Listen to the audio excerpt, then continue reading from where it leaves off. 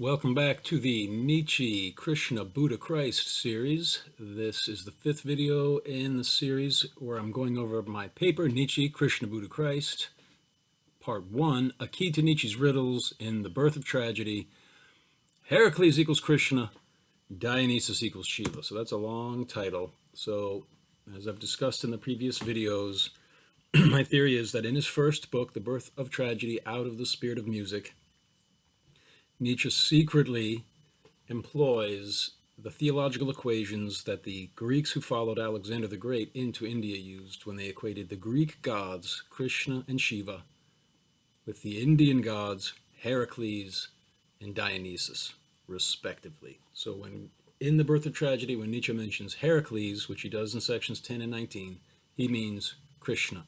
And when he mentions Dionysus, he means Shiva. And furthermore, he himself equates Apollo, Dionysus' brother, with the veil of Maya in section 1. So Maya, the goddess of the material illusion, is Shiva's wife. And Shiva and Maya are the shadow sides of Vishnu and Lakshmi.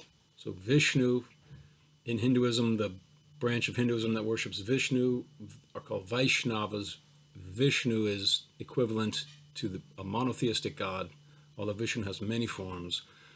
And one of the branches of Vaishnavism says Krishna is the original Vishnu, and his paramour Radha is the original Lakshmi. Krishna's shadow is Shiva, Radha's shadow is Maya. Shiva and Maya preside over the megaverse of material universes which manifest Krishna's dream. So this is all pertinent to the philosophy in The Birth of Tragedy, where Nietzsche's basing it on a foundation of Arthur Schopenhauer's two-volume work, The World as Will and Representation, in which Schopenhauer synthesizes Immanuel Kant's philosophy and the Vedanta philosophy of India as presented by Shankara. So Shankara, in the 8th century, interpreted Vedic texts such as the Bhagavad Gita, in a non-dualistic, monistic way. Advaita means not dual. There aren't really two sides of reality. The illusion of individual forms manifests from the underlying ground of being, which the Vedanta philosophy calls Brahman. Schopenhauer called Brahman the will. So the will is equivalent to Brahman, although Nietzsche doesn't explicitly make that equation in The Birth of Tragedy. He does equate the opposite side of the will with the god Apollo, who he equates with the veil of Maya. And he equates the veil of Maya with Immanuel Kant's categories of thought, a priori categories of thought, space, time, and causality. So it gets very complicated. But in this video, I'm going to go over this. So this is section 7 of The Birth of Tragedy, where Nietzsche talks about how Greek tragedy saved the Greeks from the danger of falling into what he called, quote, a Buddhistic negation of the will. So why is Greek tragedy? What is Greek tragedy? The tragic plays in the 5th century BCE Greece, performed for the god Dionysus. Actors would wear masks, and sometimes of Dionysus himself, and there would be a chorus, and they would be singing, and they'd be playing out the tragic plays. So Aeschylus and Sophocles and Euripides, although Nietzsche's more ambiguous about Euripides, he accuses Euripides of destroying the tragic art form, influenced by Socrates, although he compensated for that with the Bacchae, the final play, which is the epitome of the tragic plays. So at any rate, he says in section 7 that the emergence of this art form of tragic drama, specifically founded on the singing chorus of satyrs, and it's the harmony of music brings out the archetypal meaning of the myth, as I've discussed in previous videos. The reason the underlying will drew this art form into existence was to save the Greeks from the danger of falling into a Buddhistic negation of the will, the horrors of the phenomenal world, the horrors of the world of individual forms struggling in space-time and causal relationships, induces the more sensitive souls to want to renounce life and to keep people from committing suicide. The will lures them back into existence with one of 3 types of illusion we learned in section 18. of the birth of tragedy. Either the scientific illusion that human reason can heal the wounded heart of nature, or the artistic illusion creating beautiful works of art to kind of cover over the ugliness at the heart of suffering and dying nature, birth and death and disease and old age and all the horrors that are just inherent and inescapable, an inherently inescapable part of nature. So artistic beauty can compensate that. And then finally, the metaphysical comfort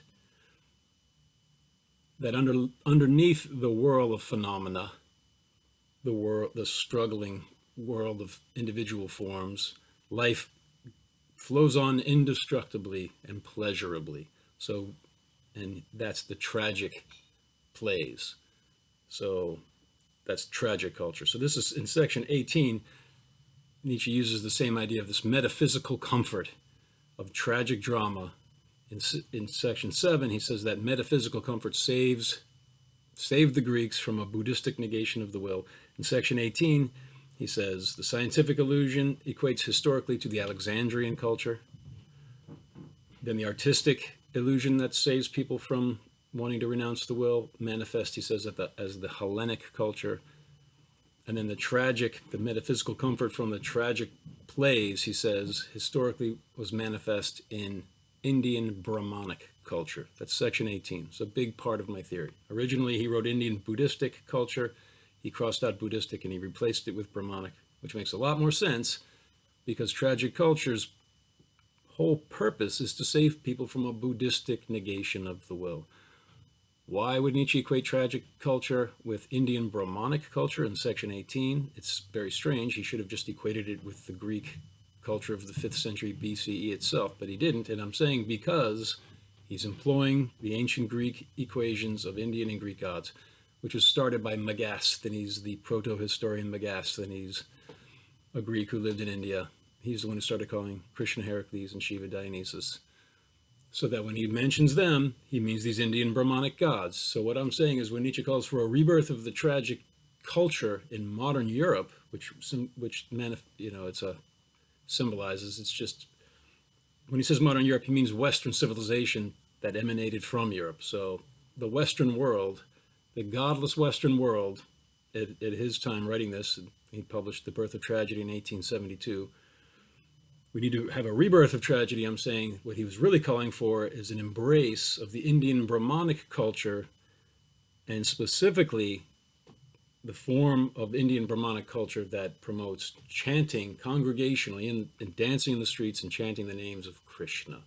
And then I point out in the first video of this series that did come to pass 100 years later when His Divine Grace A.C. Bhaktivedanta Swami Prabhupada brought the Gaudiya Vaishnava school of Vedanta from India to the United States of America, where it spread around the world, more popularly known as the Hare Krishna movement. So the Hare Krishnas, hordes of people running up and down the streets, beating on drums, clanging cymbals and chanting the names of Krishna and Radharani, the Hare Krishna mantra. That's what Nietzsche had in mind. And the book, The Birth of Tragedy, prophesizes that in a symbolic way. Because had he openly said that, I think he believes he would have been laughed out of academia. No one would have taken an interest. So he wrote it in a more obscure way, and this is this very complicated riddle in his first book, which in an attempt at a self-criticism, the preface he added in 1886, he says, there's some unknown god behind the name Dionysius. So the overall theory of this series of papers is that Nietzsche, he grew up very pious, Lutheran upbringing. His father died before he turned 5, but his father had been a Lutheran pastor. Both of his grandfathers, many other members of his family tree were Lutheran pastors. He was training to become a Lutheran pastor. And he had a mystical experience at age 17 with his friend Paul Deussen, who later became a famous Sanskrit philologist, a fellow Schopenhauer enthusiast. But then, by age 20, on the Easter break, coming back from college, he refused to take communion at Easter Mass, and he renounced Christianity. He renounced his belief in God. 6 months later, he discovered Arthur Schopenhauer's The World as Will and Representation, which introduced him to Vedic thought. And Schopenhauer talks about the Bhagavad Gita and Krishna's philosophy in that book. And then I'm arguing later, by around 1869, 1870, he realized, he came in contact with the theory that Krishna, the stories of Krishna, are the template for the later stories of Jesus Christ. So that was a debate among Sanskrit philologists in Europe. Albrecht Weber and Christian Lassen were debating that, and Nietzsche was in their circle. His friend Paul Deussen studied with both of them, and Nietzsche borrowed Christian Lassen's book from the library in 1867 and 1868, where that's the book where he mentions the Heracles equals Krishna equation, and that Dionysus equals Shiva. But Christian Lassen also commented on the Krishna Christ theories. So then in 1869, Louis Jacques, whose translation and footnotes to the Law Book of Mono Nietzsche really enjoyed in 1888, I'm saying in 1869, Nietzsche was aware of, although I don't have any direct evidence that he read Jacques book, but he must certainly have heard about it, because it was a very popular book, and it created a panic in Europe, according to Max Mueller, another Sanskrit philologist whom Nietzsche read. And in that book, Jacques says the scriptures of Krishna are clear. Krishna was the best philosopher ever, but he was just a man. He believed in God, but his disciples made him into God and wrote these stories of a miraculous mythology. And then the disciples of Buddha did the same thing. They copied Krishna's disciples. And then the disciples of Jesus Christ did the same thing. But says Jacques, their plagiarism was too precise, and specifically the birth narrative, the Christmas story, culminating with the tyrant killing the innocent babies, trying to kill the escaped godchild. That happens in the stories about Krishna's birth. It happens in the stories about Jesus Christ's birth. I went over that before. My theory is that Nietzsche came back to believe in God because he embraced the Vedanta philosophy, which was first introduced to him by Arthur Schopenhauer, but also by Ralph Waldo Emerson, whom he adored even more than Schopenhauer throughout his life. And when he then learned, and I'm saying what the literary parallels between the stories of Christ and Krishna, Nietzsche did not interpret them the way Jacques did, as plagiarisms, but that Nietzsche did believe in God. He did believe Krishna is God, and he believed the parallels in the Gospels that are similar to the stories of Krishna indicate they're a secret flag for people who know about Krishna. Look, Jesus believed in Krishna. They weren't plagiarizing. They weren't trying to create a lie. It was a esoteric way of pointing people to the unknown God whom Jesus Christ secretly worshipped. That's my theory, that's what Nietzsche believed. From his first book to the insane letters he wrote when he lost his mind in 1889. So, but then why did he say God is dead and act like an atheist later in his middle and late period books? Because The Birth of Tragedy's first book is openly theistic, even monotheistic, as we have seen and will continue to see. But then later he's openly atheistic, and in the attempt at a self-criticism, he says Dionysus is just a mask, a placeholder name for the Antichrist. Who could know the real name of the Antichrist, he asks. So I'm saying that Nietzsche, he also said, I could be the Buddha of Europe. According to the Vaishnavas, Buddha was a Vishnu avatar. And according to those Vaishnavas who accept Krishna as the original Vishnu, Buddha was Krishna's Vishnu avatar disguised as an atheist for the purpose of presenting a godless people with at least the basics of moral principles and preparing civilization to come full circle back to Krishna. That is what Nietzsche was trying to do. That's my theory. That's why he pretended to be an atheist in his middle and late period books. But that part of my theory is a lot easier to defend if it can be established that in The Birth of Tragedy, when Nietzsche says Heracles, he means Krishna, and when he says Dionysus, he means Shiva. So it was a big introduction, but it's such a complex puzzle that if you put the framework down, then these little bits of the puzzle make more sense. They fall into place more easily. So section 7 of The Birth of Tragedy, a Buddhistic negation of the will. Let me just, and this is another big point. Christian Lassen, in his book, Indische Altertumskunde, Indian Classical Studies, not only did he say that the Greeks called Krishna Heracles, But he also said, based on that realization, he has a historical marker by which he can measure the evolution of the Krishna myth. So Christian Lassen did not believe Krishna is God. I'm saying Nietzsche did.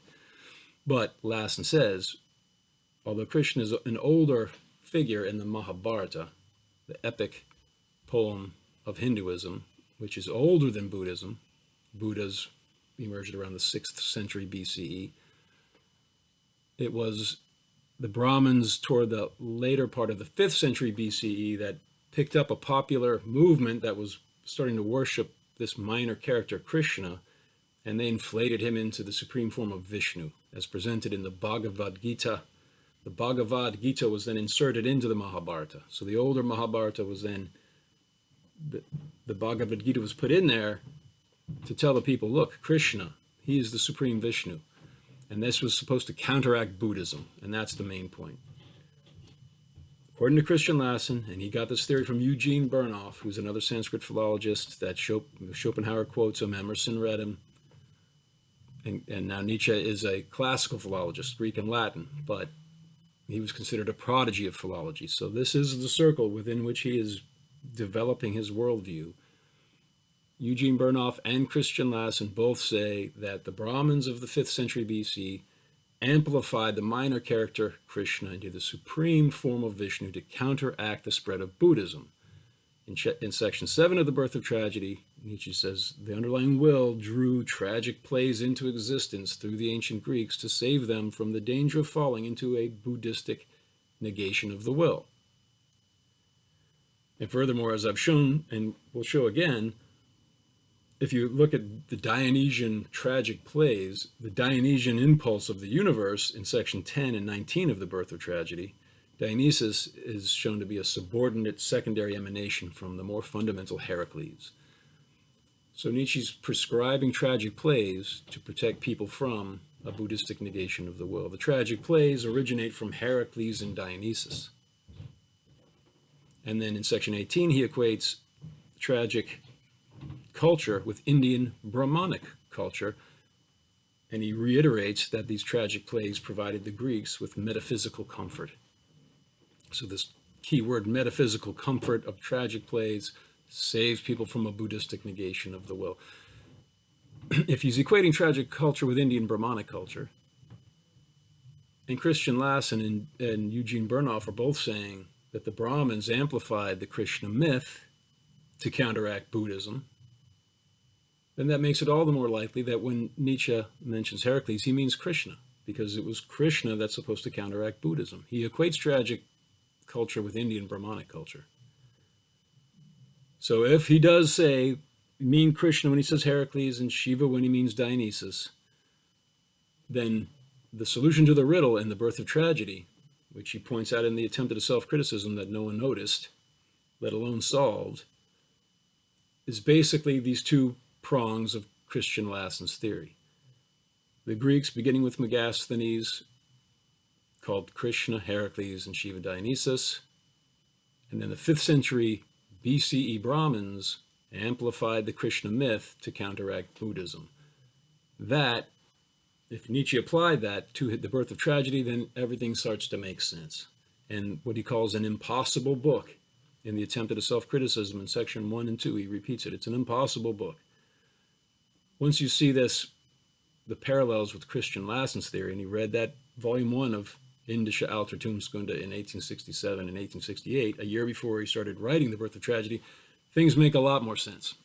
Okay, so let me skim down here. So this is the paper, and this is section 7 of my paper. We're going over section 7 of Nietzsche's paper.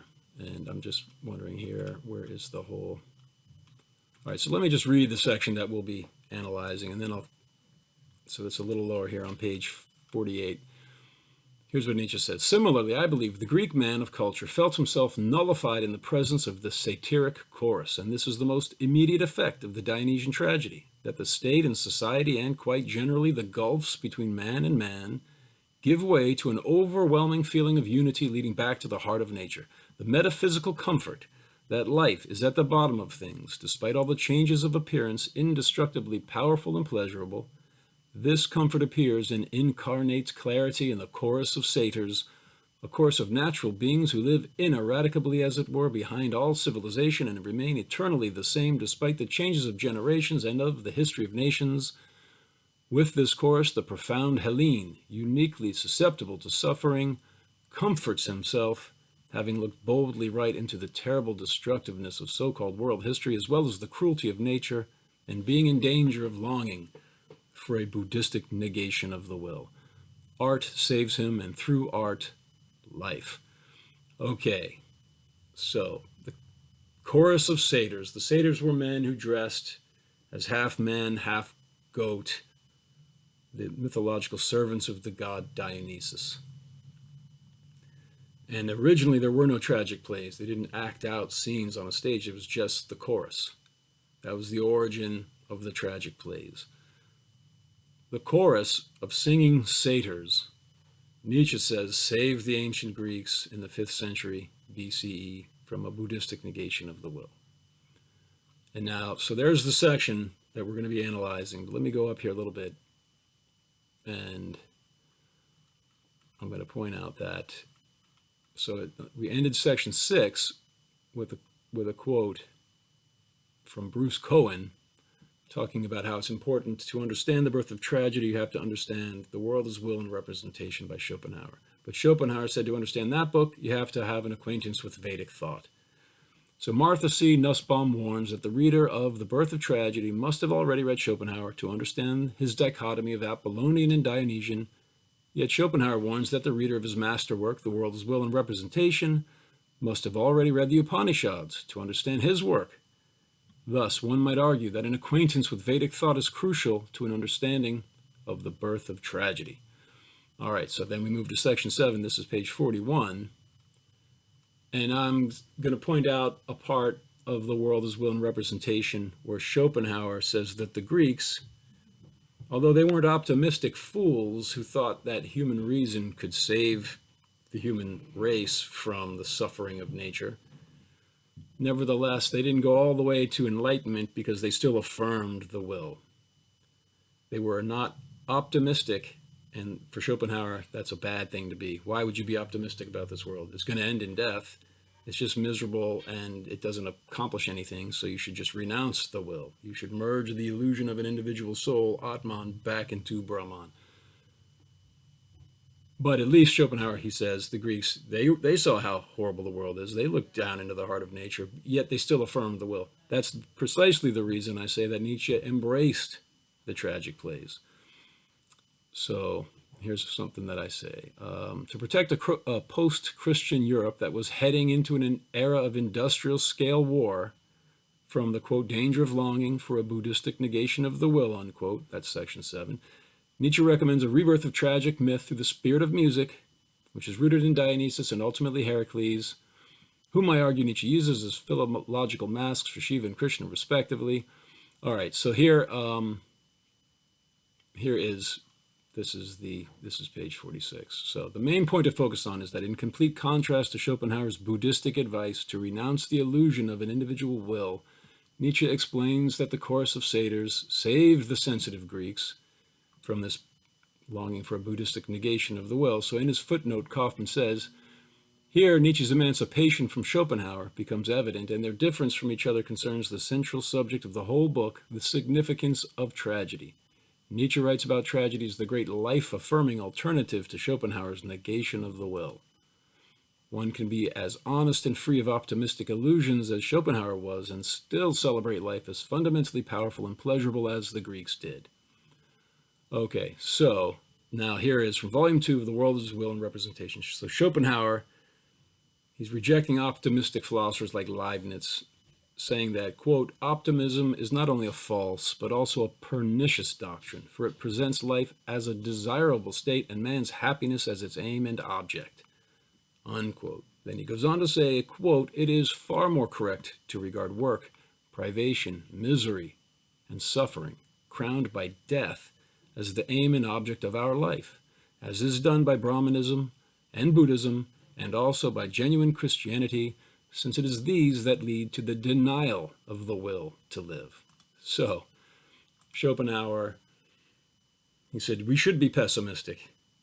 If we identify ourselves with these individual egos and the bodies that they inhabit, then we've mistaken the illusion created by the a priori categories of thought, space-time and causality, which is the veil of Maya. We've mistaken that for reality, and we have hopes that these temporary illusions are going to somehow end up happy. He says, no, you're going to be miserable, and ultimately you're going to die. And any kind of optimism about this world is foolish. He didn't believe in the eternality of an individual soul, although he wasn't a materialist. He believed that there is some immaterial, what he called the will, outside of space-time and causality, the source of those illusory worldviews. And that is it's basically the same as Buddhism. But it's more aligned with Shankara's Advaita school of the Vedanta philosophy of India.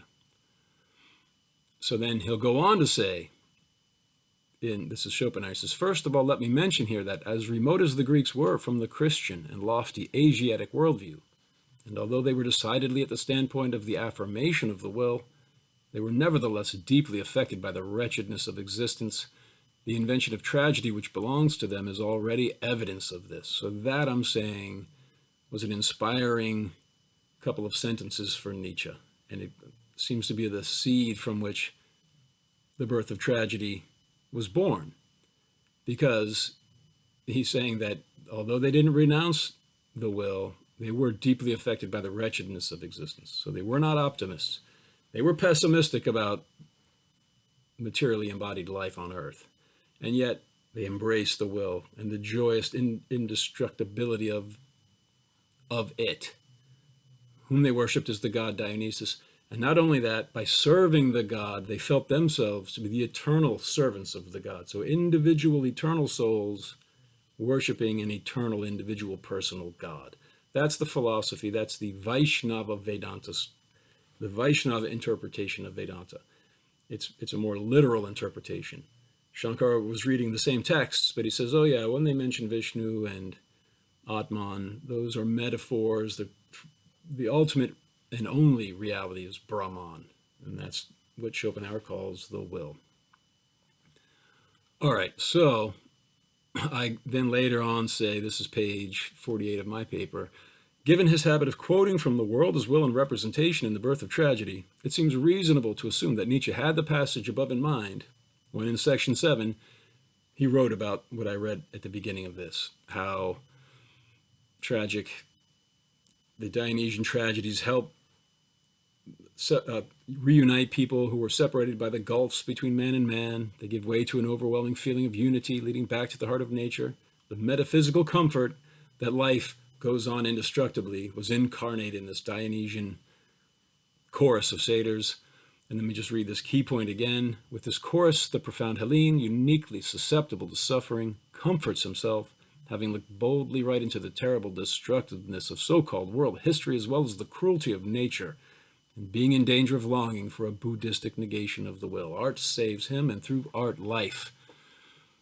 Okay, so the gulfs between man and man. How does Dionysian tragedy help people reunite despite the gulfs between man and man? So this is from section 1 of The Birth of Tragedy. Actually, let me just continue to read here what I wrote. So when Nietzsche refers to the gulfs between man and man, he means the Apollinian veil of Maya.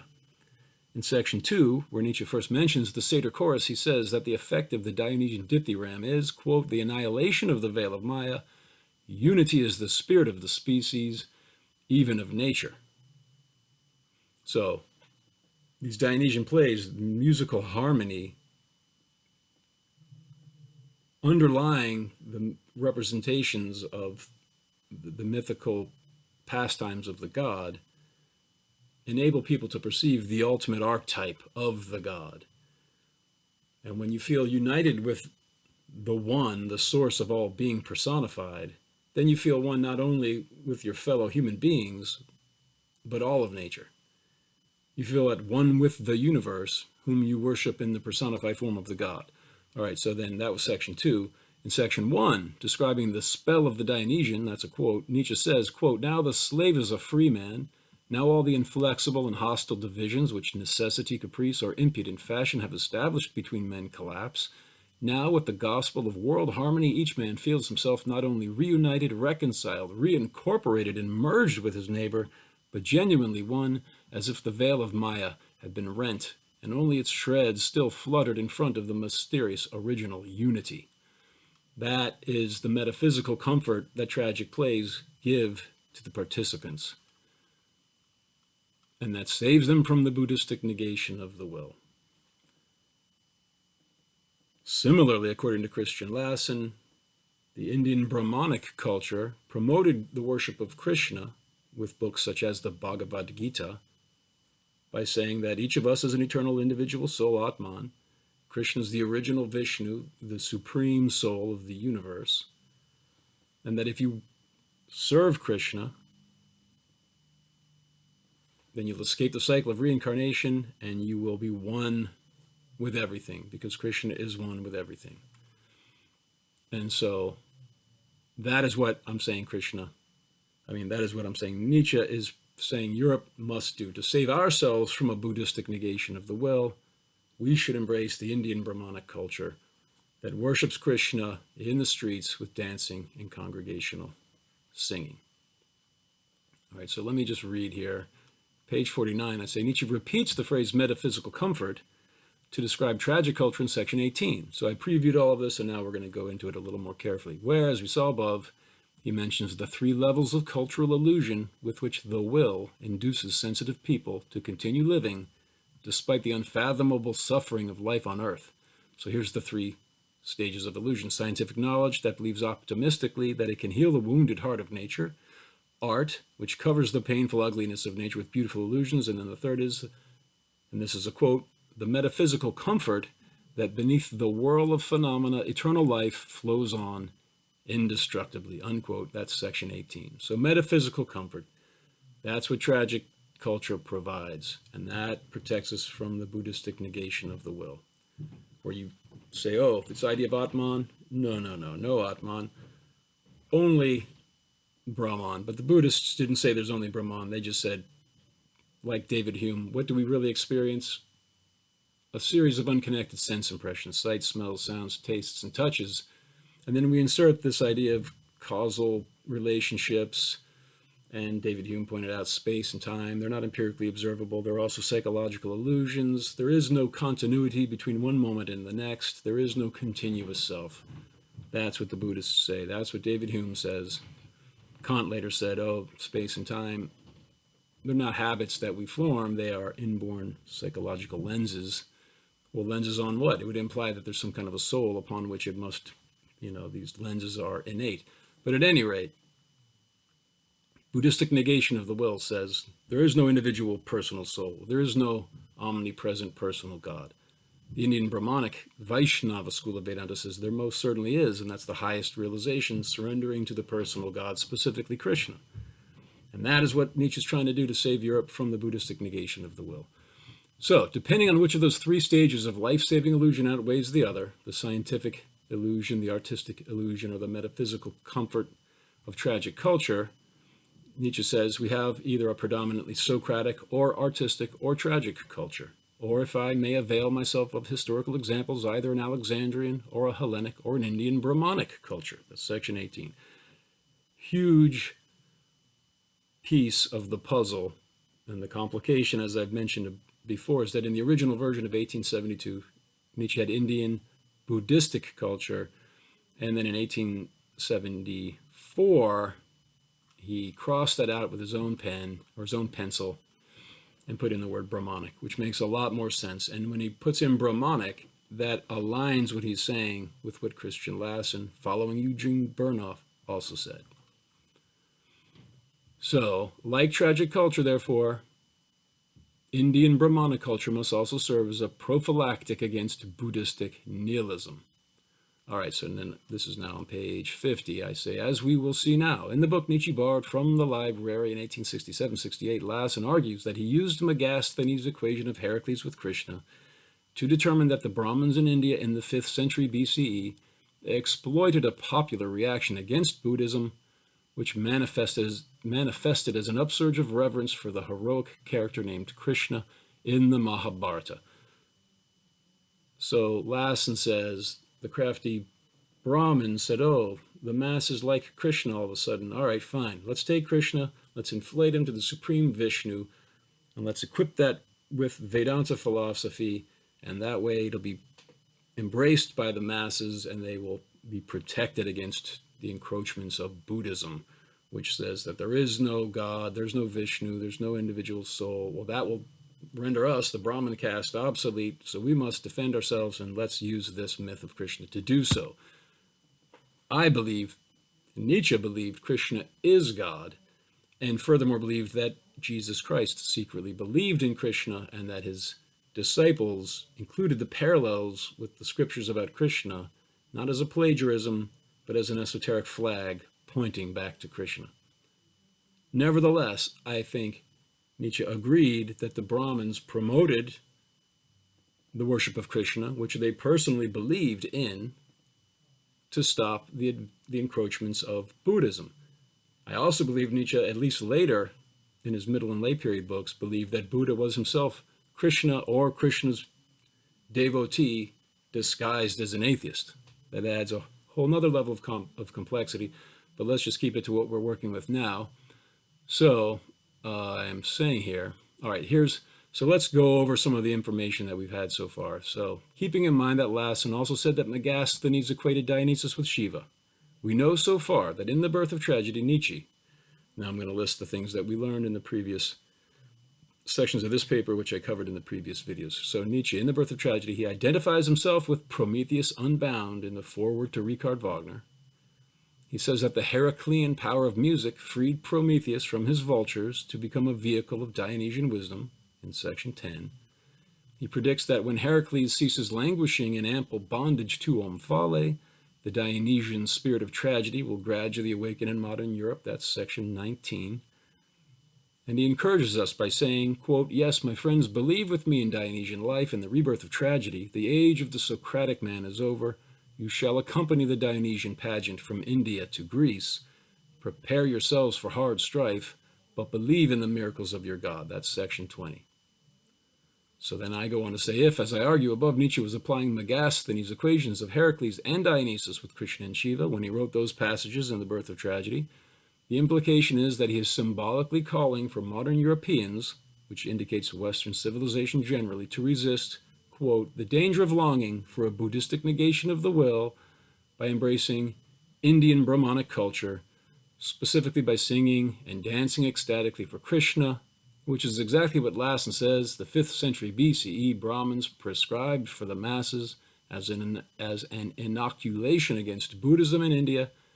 At the same time, the tragic plays were being written and performed in Greece. All right, so now I'm going to read some sections from Volume 1 of Indische Altertumskunde by Christian Lassen. So I got these books on Google Books, and it's in the original German. Then I would highlight and use the Google translator tool, which I'm very grateful for having these books available. I've been working on this paper for about 30 years, and being able to have these original German texts available and being able to read them, even though the translation's a little choppy, really is helping my cause here. So here's what Christian Lassen says. He says, Megasthenes, whose news of ancient India is the most important of all that has been passed down to us by strangers, because it is the oldest of this kind, had also reported on this connection between the Pandava and Krishna, and his statements deserve a closer look here because they provide a historical reference point for the history of the Pandava and for the spread of the worship of Krishna. So then he goes on to describe how Megasthenes described Heracles, which is very similar to Krishna. So continuing, this is page 647 on the version that I have. That we are entitled to take Heracles to be Krishna is evident from the fact that he was especially venerated by the Saracena people, and we can therefore conclude with certainty from this passage that in Megasthenes' time, Krishna was worshipped as one of the highest gods, with the character of Vishnu, who embodies himself when sin threatens to gain superiority in the world and annihilates it. So in the paper I have a little bit more, but I'm just going to read that for this purpose of this video. All right, so then later, in the same volume 1, Lassen theorizes that the Mahabharata, which he calls the great epic of India, is older than Buddhism although parts of it, like the Bhagavad Gita, that adulate Krishna as the supreme Vishnu, were added later by these Brahmins in the 5th century. So here's what he says. Since Krishna's admiration falls into the post-Buddhist period, we cannot ascribe a later age to the revision of the great epic. Now, the spread of the worship of Krishna was probably especially aroused by the popular opposition to the spread of the teachings of the Buddha, which the Brahmins received, promoted, and directed. Then he has a little footnote there, which I will read. If this is correct, it assumes that at the time of this process, Buddhism must have become very powerful because the Brahmins found it necessary to oppose it with the god of the people. All right, so what was the footnote? The footnote is from, he says, this assumption belongs to Burnoff, the introduction to La Histoire du Buddha. So he's just citing the page numbers in the volume, and then he quotes it in French and translated as, it will perhaps be found later that the considerable extension which the cult of Krishna has taken has been only a popular reaction against the Buddha, a reaction which has been directed or fully accepted by the Brahmins. All right, so that's what Burnoff says. So Christian Lassen's basing his theory on Burnoff. Nietzsche read Christian Lassen's book. He also read The World as Will and Representation, in which Schopenhauer quotes Burnoff. Nietzsche was also enthralled with Ralph Waldo Emerson's writings, and Emerson says, here's something that Emerson said. He said, all my interest is in Marsh's Manu, then Wilkins' Bhagavad Gita, Burnoff's Bhagavat Purana, and Wilson's Vishnu Purana. Yes, and a few other translations. I remember I owed my first taste for this fruit to Cousin's sketch in his first lecture of the dialogue between Krishna and Arjuna, and I still prize the first chapters of the Bhagavat as wonderful.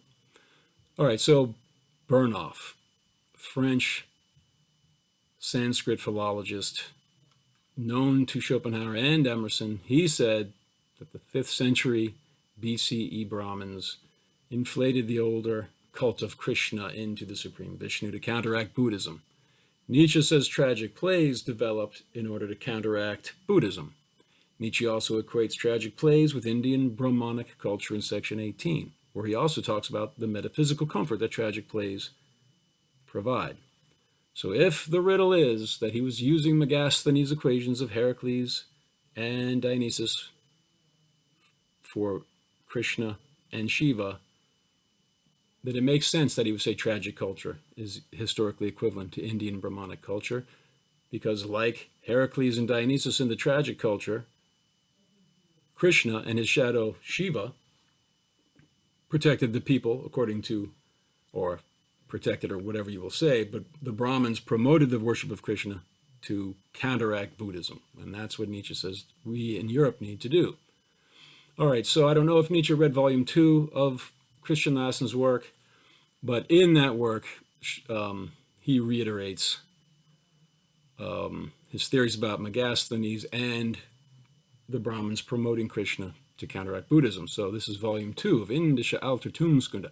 According to the testimony of Megasthenes, the Indian Dionysus or Shiva was worshipped by the mountain dwellers. The Indian Heracles or Krishna, on the other hand, was worshipped mainly by the inhabitants of the plains. So in the next passage, he says, the means used by the Brahmins to counter the growing power of Buddhism, there's inflating the Krishna myth. Then he says, it seems reasonable to assume that they promoted the worship of Krishna, who is worshipped by the people and especially by the warriors, in order to counteract the progress of Buddhism.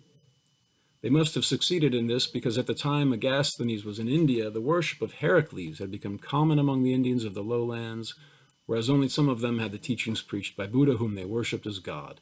So I'll talk about how, according to the Vaishnavas, Buddha was an incarnation of Vishnu, a Vishnu avatar disguised as an atheist. So later in volume 2, Lassen says, it has also been proven earlier that from the beginning of this period up to the time of Chandragupta, the worship of Vishnu has found a wider spread among the people, especially in his form as Krishna. At the time of Megasthenes, the cult of the Indian Heracles was predominant among the inhabitants of the flat country. This spread can be regarded as a consequence of the resistance of the people against the now powerful Buddhism, which the Brahmins promoted and directed.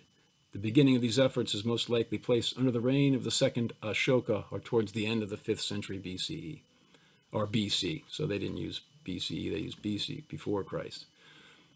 All right, so I've gone over these arguments. several times, but I think that the evidence is pretty strong when you look at the way Nietzsche relates Heracles and Dionysus in section 10 and 19, that Dionysus is a secondary emanation from Heracles. And you can go over those videos and you can read this in the paper. And it makes sense of why he would say, follow the Dionysian pageant from India to Greece in section 20. He's saying that to save Western civilization, a post-Christian Western civilization, from the danger of longing for a Buddhistic negation of the will, we should embrace the worship of Krishna, which is what the Brahmins did in India for the same purpose. And with that, so now let me go here on page 58. All right, so I also examined section 21, and where he talks about how tragic culture saved people from this nihilistic pessimism of India, and he means the Buddhistic culture. And in section 1 of Attempted Self-Criticism, he brings it up again, but those get into kind of the details, I think, will numb the mind. So I just want to leave it at what I put there. But what's the point? The point for Nietzsche, as a Christian who believed that Krishna is the original God of Christ, Bhakti Yoga, worshiping God in a spirit of loving, surrendered service. So I said, in the Bhagavad Gita, this is page 58 of my paper, in the Bhagavad Gita, which Lassen accused the post-Buddha Brahmins of inserting deceptively into the older Mahabharata to counter Buddhism, Krishna tells Arjuna, quote, to those who are constantly devoted and worship me with love, I give the understanding by which they can come to me. That's section 10:10 of the Bhagavad Gita. So that's Bhakti Yoga, loving service to God. So here's something from section 8 of The Birth of Tragedy. Nietzsche explains that the Greeks viewed the satyr as, quote, the archetype of man, the ecstatic reveler enraptured by the proximity of his God, unquote. Later in section 8 he says, in its vision this chorus beholds its lord and master Dionysus, and is therefore eternally the serving chorus. But while its attitude toward the god is wholly one of service, sharing his suffering, it also shares something of his wisdom and proclaims the truth from the heart of the world.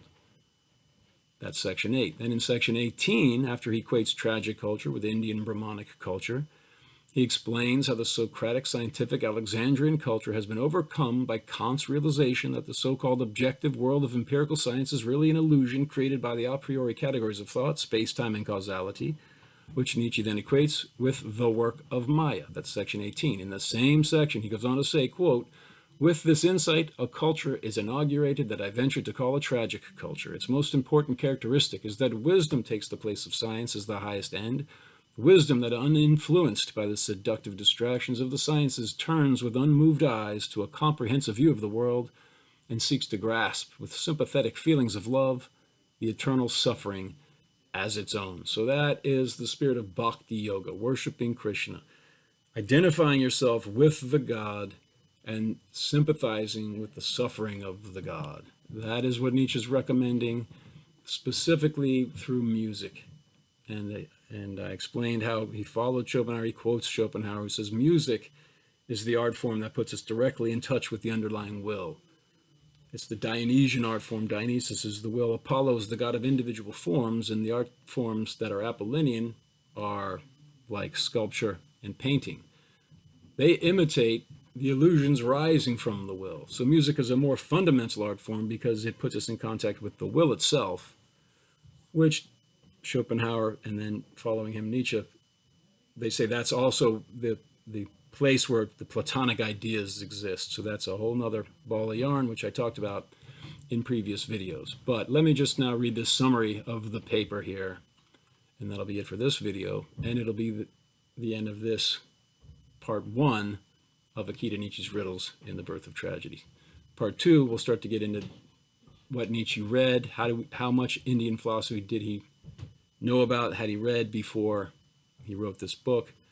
And so in sum, I argue that while analyzing the choral tragic dramas composed by Aeschylus, Sophocles, and more ambiguously Euripides in the 5th century BCE, which were performed biannually in honor of Dionysus at the religious festivals known as the Dionysia by singing and dancing actors who wore masks of the gods, Nietzsche dons a mask of his own by doing secretly what mainstream Sanskrit philologists like Lassen, said Megasthenes, and the Alexandrian Greeks in India did. He referred to Krishna as Heracles and to Shiva as Dionysus, who is, moreover, the trickster god of theatrical masks. So Dionysus is the god of disguises. So to worship Dionysus, so let me just continue. Nietzsche's masked method of communication mirrors and so resonates with the lesson being taught, so that, like a true poet, he shows rather than tells, thereby transforming what would otherwise be a dry academic philology lesson into a piece of world-class literature simmering with the numinous aura of its unseen God.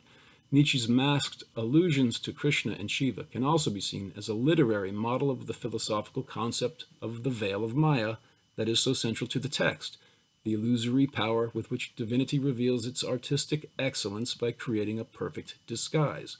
Moreover, by having his readers piece together a widely scattered puzzle to behold his God, Nietzsche forces us to recollect the Orphic version of the Dionysian myth, according to which the infant Dionysus, son of Demeter and Zeus, was ripped to pieces by the Titans. That's in section 10, where he talks about that. We are the scattered pieces of the savagely dismembered God, though we can recompose ourselves in a spirit of unity with the, quote, myth-creating power of music. That's from section 17, under whose spell all the participants of the pageant are transformed into spiritual beings before their own eyes, fused together magically as, quote, timeless servants of their God, who live outside the spheres of society, unquote. That's section 8. Finally, by masking his impassioned call for a cultural revolution based on ecstatic, congregational singing and dancing for the Vaishnava god and demigod, Krishna and Shiva, behind an eccentrically symbolic call for a rebirth of a long-dead Greek mythology, Nietzsche, who incurred career-damaging criticisms from fellow philologists for the apparently unscholarly and overly inspired book, nevertheless avoided what would likely have been a career-killing quorum of disdain. So those are the reasons I'm saying he wore this mask.